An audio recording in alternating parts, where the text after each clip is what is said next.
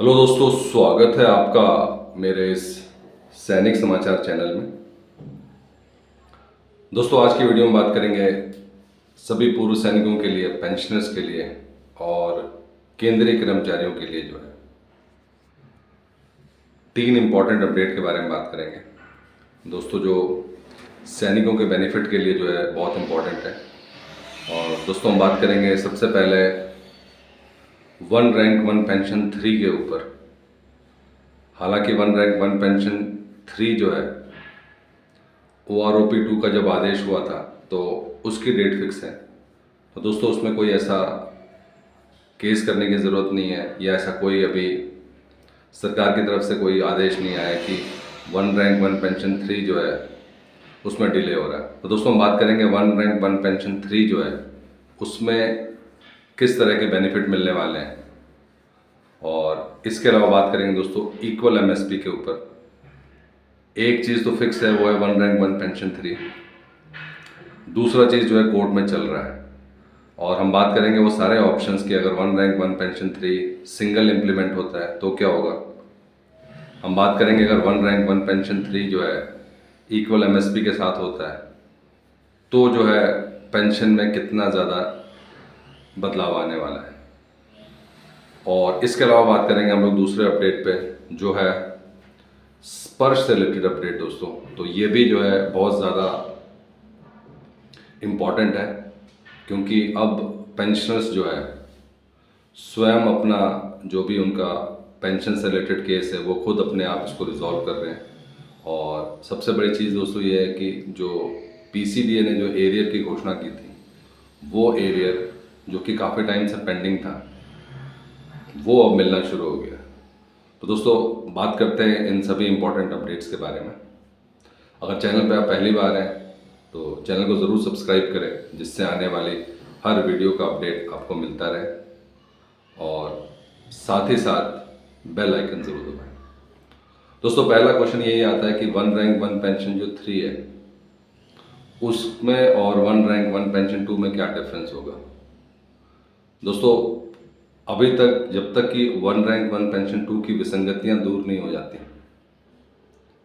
और उसके लिए आप जानते हैं कि दोस्तों बहुत टाइम से जो है जंतर मंतर पे जो है हमारे पूर्व सैनिक बैठे हुए हैं।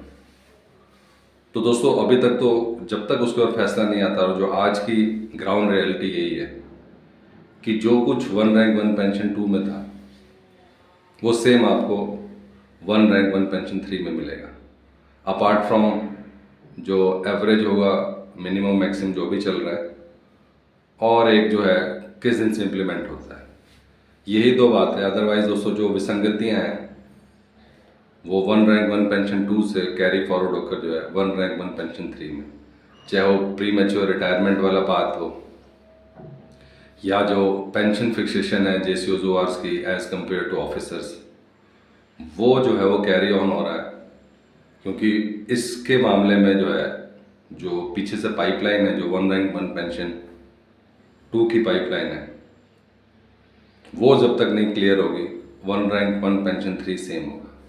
तो दोस्तों, हमने चेक किया था कि वन रैंक वन पेंशन 3 में अभी के हालात में, क्योंकि ये जो इम्प्लीमेंट हो रहा है ये हो रहा 30 जून 2024 से, तो 30 जून 2024 से इम्प्लीमेंट हो रहा है। तो अभी जो अगर हम OROP 2 की बात करें तो OROP 2 में जो सिपाही रैंक पे जो है पेंशन फिक्स की गई है और जो नायक रैंक पे पेंशन फिक्स की गई है 18,000, 20,000, 21,000 इस तरीके से।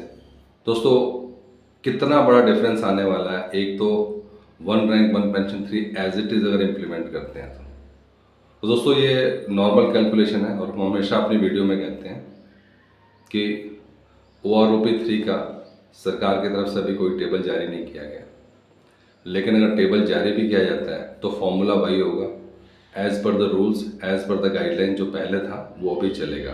तो इसमें कोई बहुत बड़ा जो आपको सरप्राइज़ नहीं मिलने वाला है कि जो अभी कैलकुलेशंस आ रही हैं और जो सरकार ने कैलकुलेशन दी है उसमें कोई बहुत बड़ा डिफरेंस नहीं दिखने वाला। कैलकुलेशन मोर और लेस यही होगा अनटिल अनलेस गवर्नमेंट कुछ और अपने इसके ऊपर जो है प्लान में आती है। तो दोस्तों 1 रैंक 1 पेंशन 3 में जो है, जो कैलकुलेशन के हिसाब से आ रहा, वो एक सिपाही का जो पेंशन जिनकी 17 साल हो गई है, उनका जो है दोस्तों 20,000 समथिंग कुछ बनेगा, यानी कि लगभग 2,000 के आसपास रुपए का फ़ायदा होगा। अगर हम नायक की बात करें तो नायक के केस में भी जो है, जो पेंशन जो फिक्स होगी वो 22,000 के आसपास होगी। 22,000 मतलब वहाँ पे भी 2,000 प्लस का बेनिफिट होने वाला है। अगर हम हवलदार की बात करें तो उसमें 23,000 वो बनने वाला है। तो कहीं ना कहीं दोस्तों जो है, जो ट्रेंड था OROP 2 का, वो सेम OROP 3 में भी कंटिन्यू होगा। इसमें कोई मेजर जो अभी तक बात कर रहे हैं कि JCO जवानों को OROP 2 में जो नुकसान हुआ था वो इसमें कोई कवर अप होने वाला है। तो मोर और लेस दोस्तों आप देख सकते हैं कि जो डिफरेंस है, चाहे वो सिपाही में हो गया, चाहे नायक में हो गया, चाहे हवलदार में हो गया, वो सेम हो जाएगा। अब दोस्तों अगर यही चीज़ हम OROP 3 जो है इक्वल MSP के ऊपर देखते हैं तो सिचुएशन चेंज हो जाती है, क्योंकि अब उसमें क्या है कि 5,020 का जो फैक्टर आ जाएगा MSP का। तो यही चीज़ जो है, अगर हम डिफरेंस की बात करें तो जहाँ की हमने बात करें कि सिपाही में 20,000 कुछ समथिंग बनने वाला है, उसमें आपने 5,000 कर देना है और ऐड, अगर हम इक्वल MSP की बात करें तो। और ये सभी के सभी दोस्तों कैलकुलेशंस इसी रूप में होनी है। अगर 15,500 MSP डिसाइड हो जाता है और कोर्ट की तरफ से इसका आदेश आ जाता है, तो आपको जो मिलने वाला पेंशन है वो अब सिपाही रैंक पे जो है 25,000 समथिंग आएगा। उसी तरह से अगर हम नायक की बात करें तो उसमें 27,000 समथिंग आएगा। हवलदार की बात करें तो 28, क्योंकि उसमें जो एक्स्ट्रा फैक्टर है जो जुड़ने वाला है वो है आपका 5,000 जो है, जो कि इक्वल MSP का है। तो OROP 3 तो तय है, तो उसमें तो कोई डाउट नहीं है। तो जो ये 20,000, 22,000, 23,000 जो हम कह रहे हैं सिपाही, नायक, हवलदार के लिए, वो दोस्तों तय है। सिर्फ और सिर्फ जो दूसरा पार्ट है जहाँ पे हम लोग बात कर रहे हैं इक्वल MSP की, वो डिपेंडेंट है सरकार कब इसको इम्प्लीमेंट करने जा रही है। अभी नियर फ्यूचर में अगले 4 महीने 5 महीने में कुछ दिख तो रहा नहीं, जिस तरीके से जो है पुराना ट्रेंड चला है। लेकिन जब भी इम्प्लीमेंट होता है ये इक्वल MSP का पार्ट, क्योंकि इक्वल MSP है चाहे वो अक्रॉस ऑल रैंक सेम रहेगा। तो दोस्तों ये था 1 रैंक 1 पेंशन 2 और 1 रैंक 1 पेंशन 3 को लेकर आज का अपडेट। बात करते हैं दोस्तों दूसरे अपडेट की। और स्पर्श में दोस्तों जिन लोगों का जो है एरियर, अभी एरियर भी जो है बहुत सारी चीज़ों का मिल रहा है। एरियर मिल रहा है दोस्तों 1 रैंक 1 पेंशन 2 का, एरियर मिल रहा है PCDA के सर्कुलर 568 का, एरियर मिल रहा है दोस्तों PCDA के सर्कुलर 570 का। अब दोस्तों जो दूसरा पड़ाव है जहाँ पे एरियर मिल तो रहा है लेकिन वो मिल रहा है पेंशनर्स के इनिशिएटिव पे। दोस्तों बहुत सारे पेंशनर्स ने इसमें इनिशिएटिव किया है और अपना जो है एरियर उनको मिलना शुरू हो गया है। और ये जो है सिंपल सा CP ग्राम में कई पेंशनर्स ने जो है अब अपना ग्रीवेंस डालना शुरू कर दिया है। दोस्तों हमने पहले भी बात किया था कि CP ग्राम को यूज़ कैसे करना है।